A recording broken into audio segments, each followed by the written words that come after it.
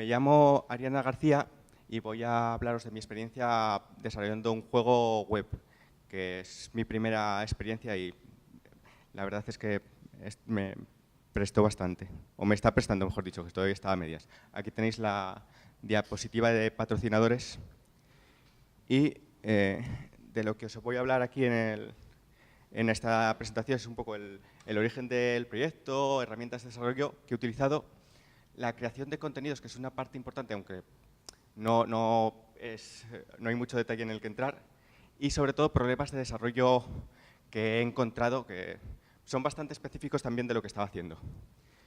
Por último, hablaré de versiones y distribución para adaptarlo a diferentes sistemas y un crowdfunding que estoy haciendo para el juego.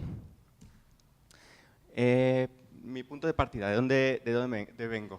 Estudié Ingeniería Técnica e Informática en Oviedo y me he dedicado casi todo a desarrollo web. También hice algunas aplicaciones, sobre todo de e-learning de idiomas. Llevo 10 años trabajando en esto, aunque empecé más como un interés que tenía y luego ya me metí en pleno de ello, creando aplicaciones. Bueno, pues una de ellas tiene 1 millón de descargas. Empecé en esto de una forma muy tonta. Estaba dando clases como voluntaria de español para inmigrantes y me di cuenta, bueno, que al final, como desarrolladora, te das cuenta de que la informática puede aportar varias cosas que otro profesor no se daría cuenta. Y la cosa es que empecé con lo más normal del mundo, pues vamos a enseñar inglés, vamos a enseñar tal, pero como que eso no te permite probar bien porque todo el mundo sabe algo de inglés y no sabes hasta qué punto tiene nivel. Entonces pasé al japonés porque, oye, a cualquier persona que se lo enseñes parte de cero, por lo cual ahí ya sí que comprobaba si aprendía o no aprendía. La cuestión es que todo el mundo tuvo bastante éxito, parece ser que hay bastante interés y ya me quedé ahí prácticamente, aunque me interesa enseñar otras cosas. Bueno, mi origen en la creación de videojuegos, yo vengo de los tiempos de Windows 95 y no sé si conocéis un programa que se llama Deep Game Studio, que era lo más accesible que había en aquella época para poder hacer juegos. Es, digamos, mi inicio en algo que pudiese ser videojuegos. A partir de ahí, un poco como que lo dejé aparcado. Tuve algún desarrollo así, pero sobre todo me metí en temas web. Por ejemplo, este proyecto, ya entrando en el área de los idiomas, del 2011, era simplemente con HTML y CSS, que daba como resultado un videojuego bastante sencillo, sin mucho. Estaba orientado para niños y en ese momento era para aprender inglés. Es un proyecto que al final terminé descartando, pues básicamente porque con la tecnología y al menos la orientación que yo lo había pensado no daba para mucho. Entonces, hace 4 años, ya después de haber conseguido las aplicaciones en japonés que tuvieron éxito y tal, ya retomé la idea, pero para enseñar japonés. Y ahí sí que ya empecé a utilizar las novedades que trajeron HTML5, Canvas y tal, que ya te permitía meterte en juegos, al menos 2D, comparables a los de escritorio. Intenté hacer una novela visual, los dibujos están hechos por mí, así que bueno, están un poco básicos. Y lo hice para aprender japonés, ya en ese momento, porque era el público que tenía, y la verdad es que hubo bastante interés. Mi mayor problema con este proyecto, aparte de que no lo había enfocado económicamente cómo resolverlo, es que pensé que por ser una novela visual que no tenía que preocuparme mucho y que era fácil y que tal, y narices, o sea, te pones a pensar en historias, en cómo se va a desarrollar los personajes y todo esto, y me terminó resultando inabarcable. Así que quedó un poco parado por otros proyectos que tenía. Y en el 2017 ya empecé con el proyecto actual, aunque demasiado ambicioso en ese momento. Era para aprender no solo japonés, sino diferentes idiomas. La idea era básicamente, porque además tiene una característica muy importante, quería hacer una especie de editor RPG Maker online, en que cualquiera pudiese hacerse sus juegos RPG Maker en la web y que luego, o sea, tú te los creas en tu propio idioma y si alguien quiere aprender tu idioma, pues lo juega en ese idioma con eso, utilidades que tendría, pues de hacer ejercicios, de que viniese la traducción, etcétera, etcétera, para que pudieses practicar ese idioma. Lo que pasa que al final me resultó excesivamente, o sea, no era algo en lo que me pudiese meter en ese momento. Entonces, ya pasando este año, dije yo, bueno, pues vamos a empezar por algo más básico. Dejemos esa idea para después y vamos a intentar hacer algo que sea asequible ahora mismo para mí. Y es donde empezó el proyecto actual, que ya me limité a aprender japonés, el nivel básico. De nuevo, las tecnologías ya son las mismas. Y sí tengo el estilo RPG Maker, pero es una historia sencilla. Vamos a ver una demo. Es una historia sencilla en donde básicamente, pues, juego de niveles en donde estás en unas mazmorras y tienes que ir bajando. Y aquí me di cuenta de un problema que tengo, que es que el juego lo tengo preparado para una resolución de 1920 por 1080. Entonces, no lo tengo probado en otros o sea, sí se adapta al mismo aspect ratio, o sea, reduce el tamaño, pero no se adapta a diferentes, o sea, a otros aspect ratios. Bueno, cojo una versión que ya tenía por ahí y a ver qué tal queda la cosa. Bueno, os cuento un poco. Esta que veis aquí es Nami, la bibliotecaria de la Escuela de Magia, y una cosa curiosa de este juego es que nosotros somos la esfera azul, un espíritu que ha invocado ella y que va a ir siguiendo. Es una novedad que normalmente, bueno, juegas directamente con el personaje. Aquí, digamos que eres otra figura. Bueno, se controla con teclado y ratón. Te vas moviendo con ratón y cuando llegas a un objeto que es interactuable, pues se te ilumina, como ha pasado con este. Puedes pulsar. Esto es parte del sistema de aprendizaje. Básicamente, cada cierto tiempo te encuentras páginas de un libro que estáis buscando y esas páginas te permiten aprender algo, en concreto de japonés. Bueno, mirad, eso, un ejemplo de los problemas que tengo de resolución. Esto debería estar arriba. En fin, el caso es que, bueno, te explica un poco de teoría de japonés.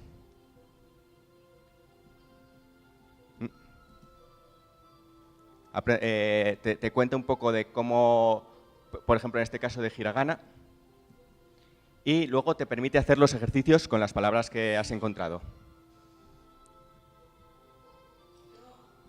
El sistema lo que hace es que si fallas alguna palabra... ¡Ay, mierda! Mierda, lo siento.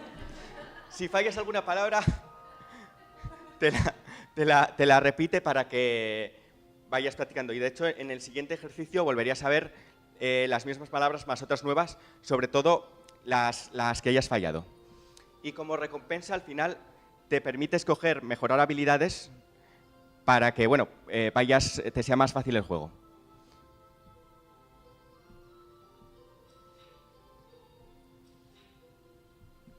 Vale, he cogido habilidad de combate, pues porque es lo que nos vamos a encontrar ahora. Un enemigo.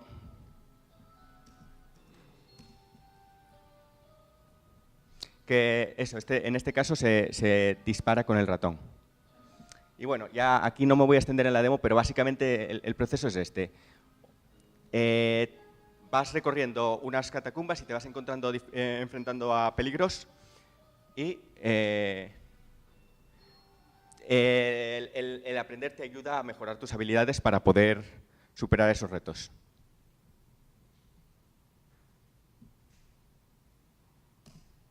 Vale. Entrando en la tecnología utilizada, he cogido una librería para trabajar sobre el Canvas, que, bueno, de hecho su traducción literal es caballete, o sea, básicamente es el caballete donde se pone el lienzo sobre, o sea, un soporte para el Canvas. Facilita trabajar con Canvas de HTML y una característica que tiene es que no es específico de juegos, pero como hace mucho que lo cogí, no sé exactamente cómo tomé la decisión, pero lo típico probablemente fuese porque prefiero coger algo menos específico, que me dé más libertad, que no pegarme con en aquel momento librerías que no estaban muy bien desarrolladas todavía. Y tiene un montón de librerías extra para animación, sonido y precarga de archivos.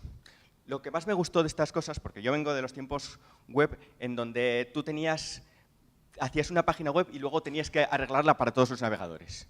Y me sorprendió mucho que ahora, bueno, tiene su sentido porque son librerías que ya están más pensadas y tal, pero que directamente me funcionó en todos sitios. Os voy a hablar un poco de cada una de las librerías estas concretas, empezando por de hecho, las 3 adicionales, que son las más sencillas. Esto simplemente es precarga de archivos. Es decir, bueno, no se vio porque pasé de ella, pero al principio hay una barrita en donde, según te van descargando los archivos, pues se va llenando y básicamente es eso. Indicas los archivos y tienes eventos para cuando va progresando la descarga y cuando se completa.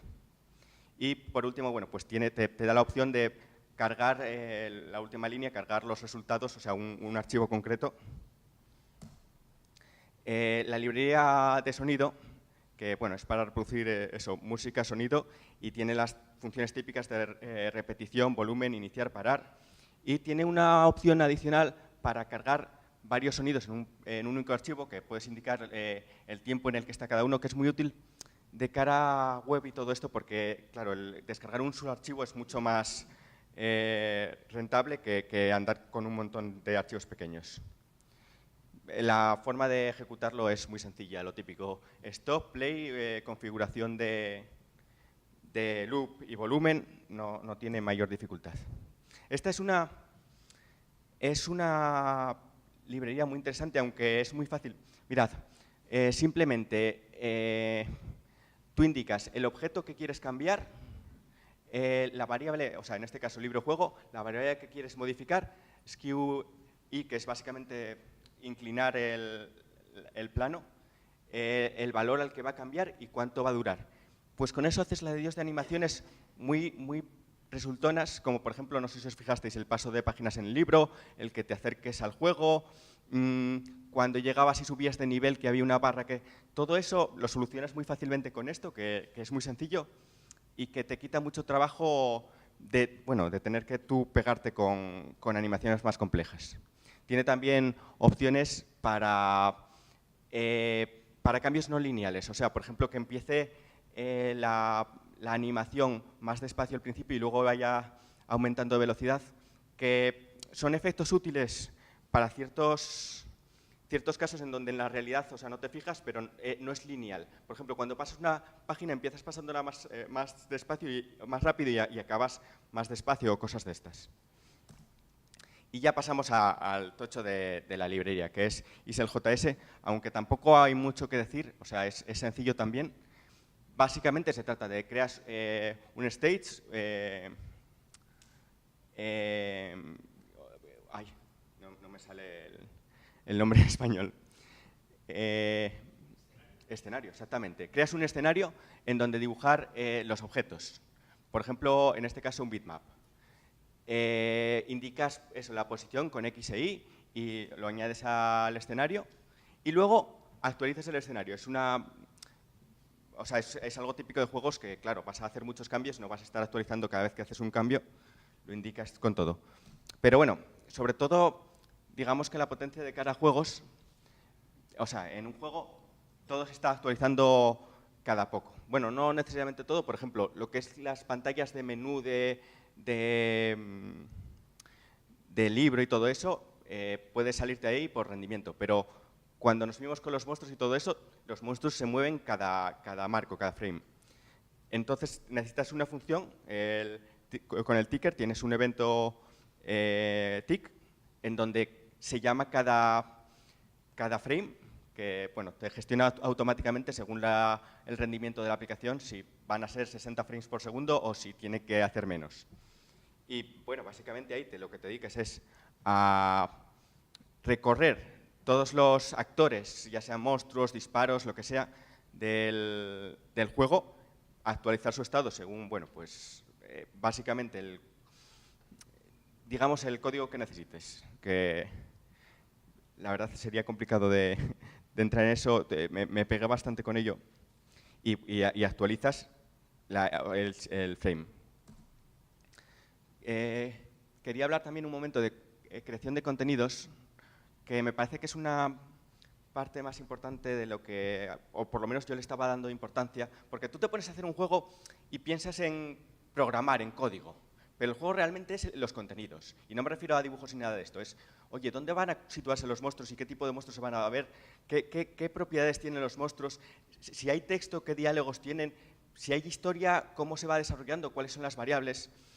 Todo eso tiene bastante más importancia que el código en sí, que al final es una especie de motor para todo esto.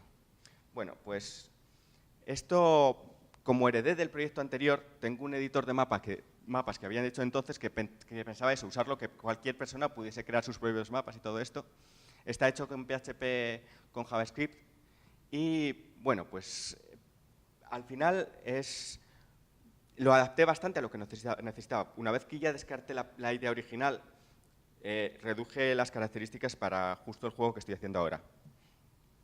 Eso todavía es más obvio en el caso de los diálogos y otras cosas. Al principio tenía un editor web para modificar todo el juego y cuando ya me metí con esto dije, oye, no, mira, hacemos un JSON que lo edite en Notepad++ y así, oye, fácilmente lo modifico todo. Bueno, básicamente no se verá muy bien, pero tiene los diálogos del juego, o sea, es una especie de instrucciones personalizadas en donde la mayor parte de ello es el texto que se va a mostrar, el texto que dice el personaje, y luego tiene, pues, yo qué sé, opciones, para que te salga un diálogo en donde te dejes escoger una opción.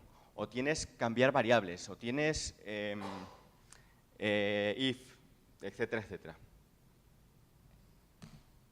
Y por último, o sea, al final sí que terminé haciendo unas herramientas adicionales para gestionar los textos y las traducciones, porque directamente en código como que es complicadillo.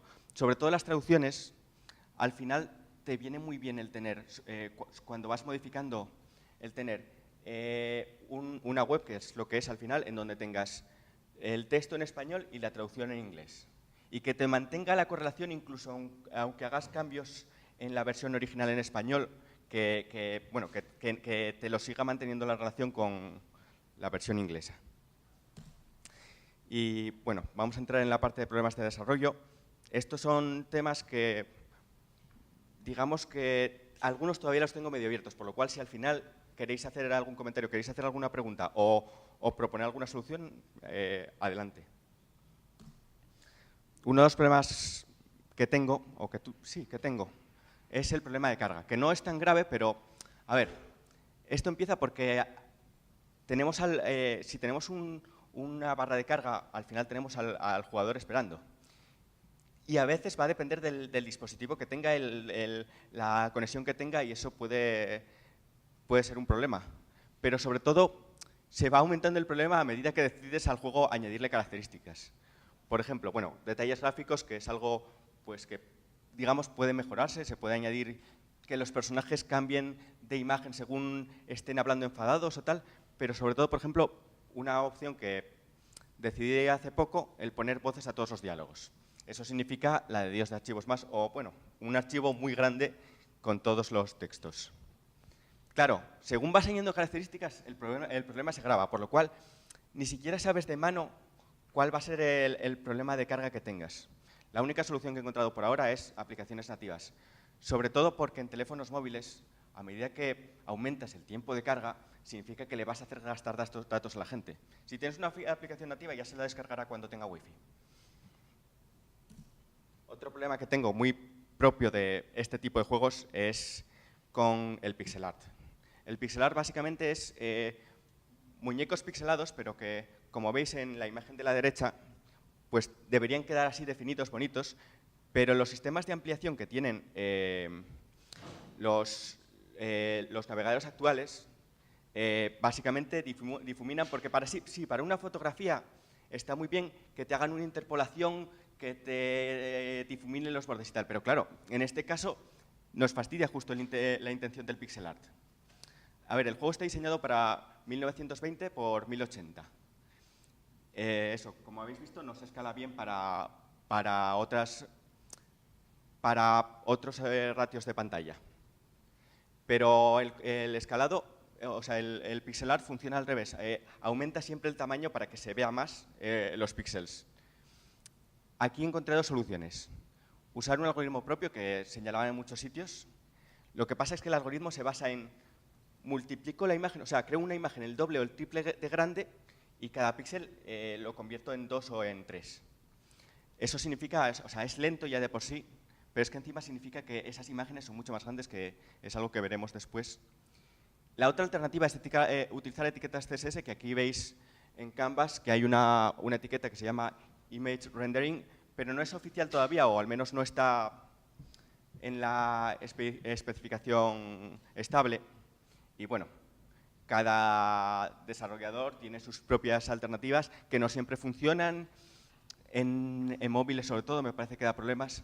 Entonces, es escoger entre si en algunos sitios se va a ver difuminado o si va a ser lento y va a dar otros problemas que comentaré a continuación, que es el tileado y caché. A ver, en los juegos de este tipo, el mapa está hecho por casillas. Eso significa que cada cuadradito, cada casilla es una imagen independiente. Hablamos de, a lo mejor, de 100%, un mapa de 100% casillas, o sea, 10.000 imágenes. Eso no te lo maneja el ticker este que va actualizándose cada frame, no te lo maneja. Por lo cual, la solución que hay es cachear, crear una imagen más grande que contenga, o sea, en la que peguemos todo ese mapa. El problema es la solución típica para este tipo de juegos. El problema llega cuando de repente yo estoy escalando y tenemos eso, una imagen de, creo que era 32 píxeles por 100 de lado y multiplicado por 3, y eso por alto y por ancho. Me estaba funcionando bien en web, pero de repente lo metí en Windows, hice una versión para Windows con, bueno, ya veremos después, y se empezó a disparar la memoria de una forma, o sea, no sé el motivo, pero estaba dando problemas. Así que al final, bueno, pues terminé por tirar de que el mapa, o sea, al menos en la versión para Windows todavía, lo escalo normalmente, no utilizo el algoritmo mío. Bueno, y otro tema interesante es la búsqueda de caminos, que es la parte más compleja de desarrollo que he tenido que hacer. Utilizo un algoritmo a estrella que es fácil de encontrar por ahí y no tiene mucha complicación. El problema es que, como habéis visto, no jugamos con el personaje, jugamos con el espíritu al que siguen. El hecho de que sigan al personaje, al espíritu, que pueden ser varios personajes, es un lío. O sea, tú te pones a programar eso y al principio muy bien, tienes muy claro lo que tienen que hacer, te empiezas a encontrar casos de todo tipo en donde no habías pensado qué pasa si de repente dos personajes se cruzan, si llegan a la misma casilla a la vez. Tienes que hacer un montón de excepciones para casos que no habías pensado. ¿Qué pasa si hay un enemigo por en medio, si pasas por delante de ellos? Entonces, bueno, fue la parte más complicada, me dio mucha lata y ahí me di cuenta de los problemas que tengo, o por lo menos con mi experiencia, para depurar juegos. Es decir, yo estaba tirando de console log y alerts, mostrar un mensajito por pantalla si pasaba algo extraordinario o mostrar información ahí. Pero en un juego tienes dificultades que yo haciendo webs no tenía, que es que, por un lado, se está actualizando todo el rato, por lo tanto, están pasando muchas cosas a la vez. Y por otro lado, a lo mejor una cosa que te ocurre a los 10 minutos de haber estado jugando, pero de repente la variable de la que depende cambió a los 5 minutos y no te diste cuenta. Entonces tiré de una solución que fue imprimir las variables que me interesaban en pantalla. Que, bueno, es este código aquí que crea un texto y que se llama framerate porque el objetivo original era mostrar solo los frames en pantalla, los frames que me daba el dispositivo. Y nada, bueno, me resolvió bastantes problemas el poder ir viendo cuándo cambiaba una variable o ciertas características. Por último, el sistema de carga, guardada y cargada de partidas, que este es un problema propio mío, porque empecé a hacer el desarrollo del juego y cuando ya tuve bastante completo empecé a enseñarlo a gente. Empecé a hacer pruebas beta y todo esto. Y enseguida la gente empezó a pedirme que se pudiese guardar la partida porque, bueno, la parte que tengo hecho prácticamente el primer nivel y se lleva unas 2 horas resolverlo. Entonces, pues la gente... Lo que pasa es que, claro, bueno, el primer problema que me encontré, que es el más lógico, es determinar todos los elementos de estado que pueden cambiar en la partida. Es decir, si dónde está la posición del enemigo, las balas, qué objetos has utilizado, por ejemplo. El problema es no haber empezado a pensar en eso según estaba desarrollando el juego. Lo que me encontré cuando me puse a hacer el sistema de guardado y carga de partidas es que era un rollo encontrarme con... O sea, empezar a guardar y volver a cargar y encontrarte que te faltan cosas. Que hay cosas que no funcionan porque han quedado sin guardar variables importantes. Entonces eso es algo que debería haber tenido pensado desde el primer momento para irlo recordando cada vez que crease algo. Y el segundo problema que me encontré es eso, por el tema este de que la gente lo está jugando ya, es que cuando hago cambios, de repente partidas que se habían guardado no funcionan directamente. Eso es porque no está bien separado lo que es la información a guardar con los posibles cambios que hagas, del tipo, pues yo qué sé. Si tienes texto por ahí, pues es independiente del cambio que hagas, porque si cambiaste algo en el texto, pues va a seguir apareciendo igual cuando toque el momento del diálogo. Pero si añadiste una variable, esa variable no se te va a haber guardado en el estado. Entonces, cosas, por ejemplo, como tener las variables en un estado negativo siempre, a menos que no haya otra opción, de tal manera que si esa variable no existía, que el sistema la tome como una variable negativa. Bueno, aquí tenéis un pequeño código de cómo funciona, o sea, utilicé el local storage de HTML5 con la característica de que lo que tengo es que guardarlo en texto plano, por lo cual al final tengo que utilizar estructuras JSON. Y entro en la última parte, que es la distribución, que es una cosa que me resulta bastante chula, porque, ya digo, o sea, yo solo desarrollo para web, no me he metido todavía, por ejemplo, en temas de Unity o cosas de esos que me interesaría por rendimiento, pero bueno, lo que me sorprende es la cantidad de opciones que tienes hoy en día. O sea, no solo las tecnologías para hacer juegos, sino que ahora mismo puedes hacer aplicaciones nativas tirando de pues esta librería NWJS, o bueno, esta librería o este software, que te permite crear en Windows, Linux, Mac. Está basado en Node.js y Chromium, que básicamente lo que hace es, tú sigues teniendo tu aplicación web y te descargas todo un paquete con un navegador para que te lo interprete. Y te da también algunas APIs de acceso a funciones de sistema, como esta para cerrar la ventana, que tú en Windows, en web, tienes pestañas, pero en Windows tienes que tener alguna forma de decirle a la aplicación que esto se ha acabado y que tienes que salir. El sistema es muy sencillo. Tú coges y copias tu código, aquí en azul las carpetas y tal, junto con, digamos, los binarios de NWJS. Modificas un archivo package.json, que lo que dice es el título, el archivo HTML que tiene que utilizar como base, y en este caso, que ponga la pantalla directamente a pantalla completa. Y bueno, con eso ya tienes una versión de Windows, que en mi caso, no sé si conocéis Itch.io, es una plataforma tipo Steam, pero para juegos indie, que está muy chula porque te permite personalizar la tienda, tienes comunidad y tiene también una herramienta llamada Butler que automáticamente te actualiza si haces cambios en la aplicación, o sea, en la aplicación o en tu ordenador, te permite enviarlos al servidor con los mínimos cambios posibles para que también los usuarios se lo descarguen tal cual.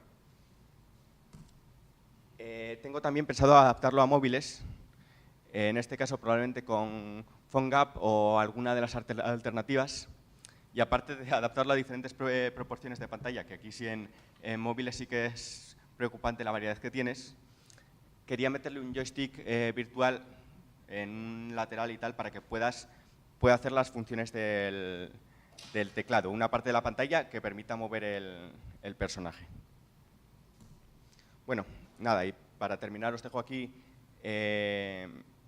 la página de crowdfunding que estoy haciendo, que empiezo el martes 2 de octubre, y en Chatted Tales, que se me olvidó ponerlo, es mi Twitter. Y tengo un vídeo, que es la presentación del juego,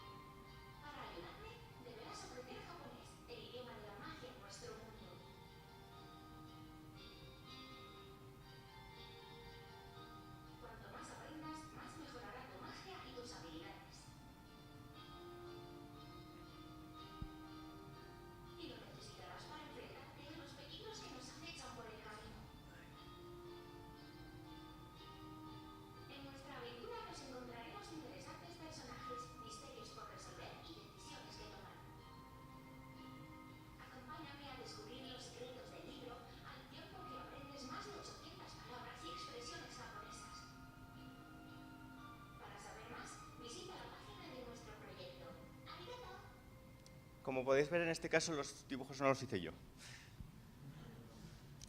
Si tenéis preguntas.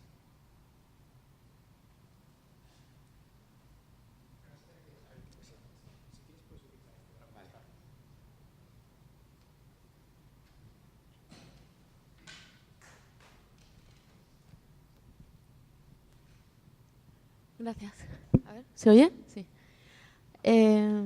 Está súper chulo el juego, felicidades.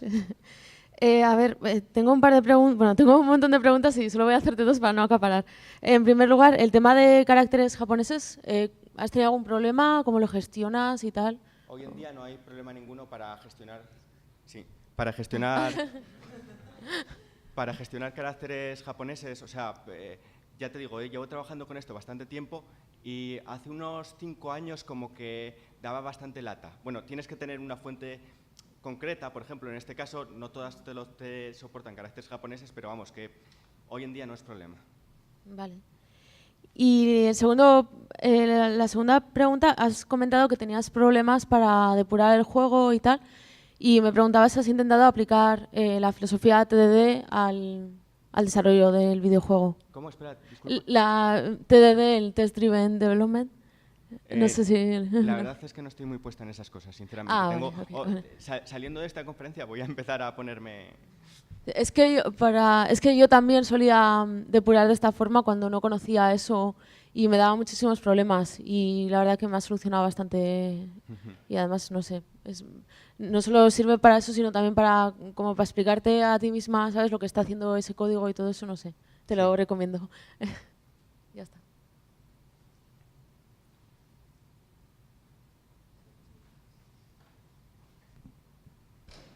Hola, enhorabuena por el proyecto, tiene muy buena pinta.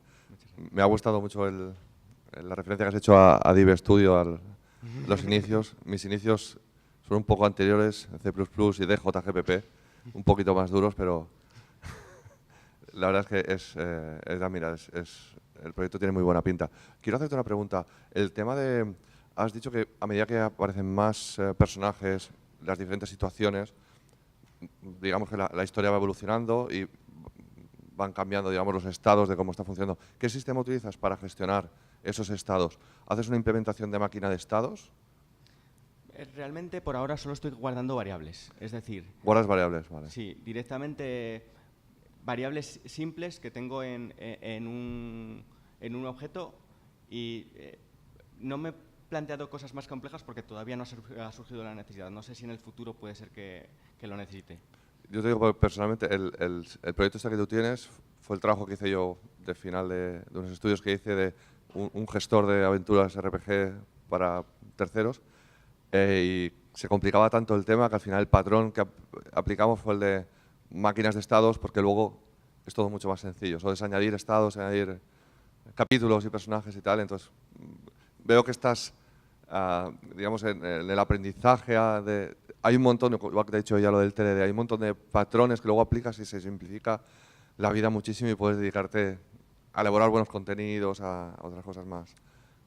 Sí, es que además vengo de hacer páginas web, pero páginas web sencillas, de estas que casi el mayor problema que tienes es HTML y CSS. O sea, sí que, bueno, pues algo de datos de backend tenía, pero claro, la mayor parte de estas cosas como que me estoy empezando a pegar ahora. O sea, sí que he hecho programas de gestión y tal, pero hace mucho, la verdad. No tenía la experiencia que tengo ahora. Muy bien.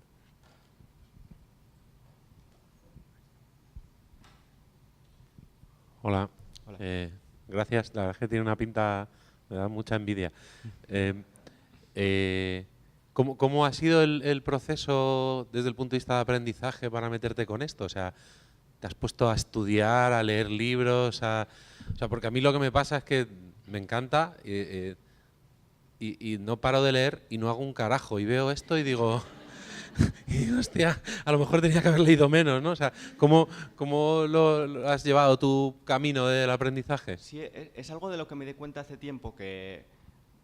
A ver, no lo estoy haciendo bien tampoco, tampoco es la solución ideal. Pero hace tiempo decidí meterme un poco más en plantearme objetivos, por así decirlo, pequeños y meterme directamente en ellos. Y luego ya cuando vea el problema, ya ahí empiezo a leer a ver qué soluciones se dan a nosotros. Por ejemplo, el tileado o estas cosas, el algoritmo de A estrella y todo esto, son cosas que te vas planteando sobre la marcha cuando aparecen. Es verdad que me gustaría, por ejemplo, haber hecho algún curso de creación de videojuegos y tirar ya de frente y saber todo esto, o por lo menos las soluciones típicas. Pero es cierto que lo que hice básicamente es lo contrario de lo que tú estás diciendo, no leer nada, coger ISEL JS, por ejemplo, en este caso, leer en cada momento lo que necesitaba. O sea, sonidos, no me mire la parte de sonidos hasta que de repente quise meter sonido. Entonces, al final, pues, eso te anima un poco porque vas viendo cómo vas desarrollando cosas. Pero no es tampoco la solución ideal, ¿eh? Es un poco desastre.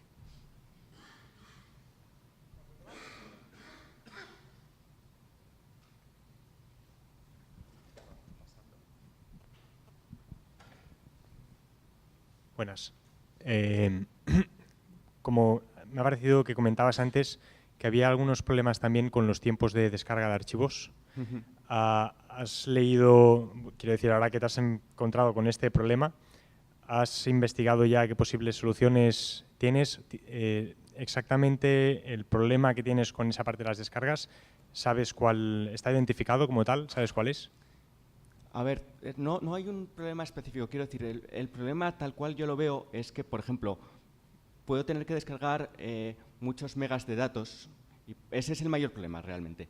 En un móvil le estás consumiendo la tarifa de datos a la persona, aparte del tiempo que lleve. El tiempo también me preocupa si tiene una conexión lenta y ahí se puede hacer mucho por mejorarlo, del tipo, yo qué sé, mejorar en tu servidor que los archivos se accedan más rápido. Pero el tema de tamaño, por ejemplo, busqué una página en internet en donde te reducen el tamaño de los PNG. Con archivos de audio me he estado pegando, o sea, he estado haciendo locuras de reducir la calidad sin tener ni idea de cuál era la óptima y reduje bastante los archivos, pero al final tienes un límite en lo que puedes reducir de esa manera. Entonces, ya cuando hablamos de imagen y sonido, no hay una solución informática que puedes aplicar.